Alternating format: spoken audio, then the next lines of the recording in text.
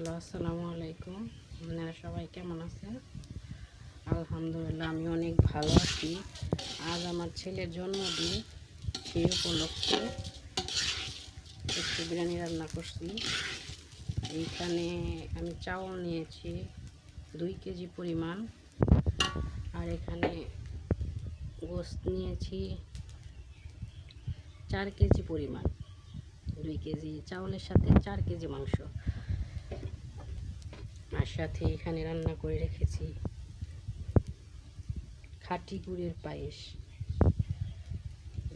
গুড়ের পায়েসটা অনেক পছন্দ। আর এখানে চাউল কষানো হয়ে গেলে এখানে পানি অ্যাড করব, আর তার সাথে রেখেছি হাফ লিটার পরিমাণ গরুর দুধ, সাথে সসটা দিলে অনেক ফ্লেভারটা ভালো আসে। সে কারণে আমার চাউল কষানো হয়নি এখনো, আস্তে আস্তে চাউল কষানো। হয়তো মনে করেন ভিডিওর সামনে আমি আসি না কেন, আসলে ভিডিও নিজে একাই করি তো, এই কারণে ভিডিওর সামনে আসা হয় না। আমার ছেলের জন্য আপনারা সবাই দোয়া করবেন। আমার ছেলে 14 বছর শেষে 15 বছরে পা দিল।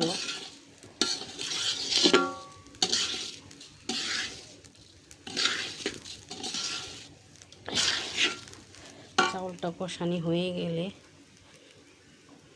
সাথে পানি দিয়ে দেব। এখন দিয়ে দেব সস।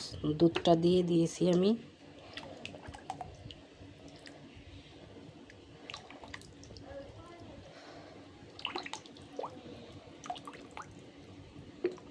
অল্প অল্প করে বেরোতেছে তো,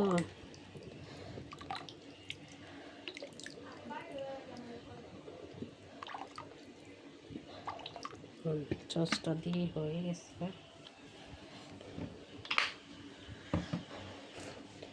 এখন দিয়ে দেব একটু পরিমাণ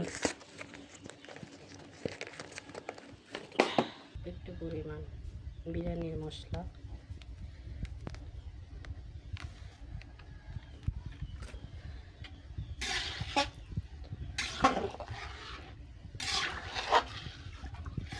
নেড়ে দিই।